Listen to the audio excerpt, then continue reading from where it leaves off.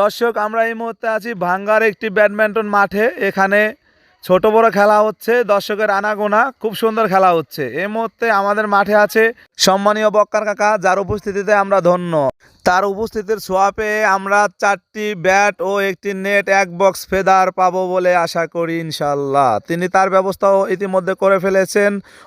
অবশ্যই আগামী খেলার আগেই আমরা পেয়ে যাব সেই সুন্দর উপহারটি। আজকে ছোট্ট একটু আয়োজন হয়েছে আমাদের মাঝে, বড় ছোট খেলা।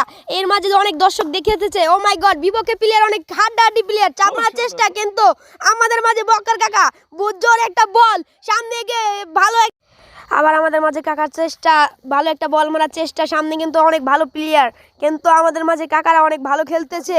এখন ভালো একটা রেজাল্ট কি আসতে পারবে? জিতলে আমাদের মাঝে কক এবং চারটি ব্যাট যেভাবে ভাই বলেছেন ওইভাবে আমাদেরকে দিতে পারে।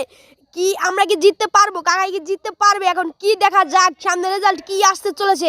চলুন আমরা গাইস দেখা যাক। কাকার একটা ভালো শট, কিন্তু পারলো না, কাকার বলটা পড়ে গেল, পারলো না কাকা।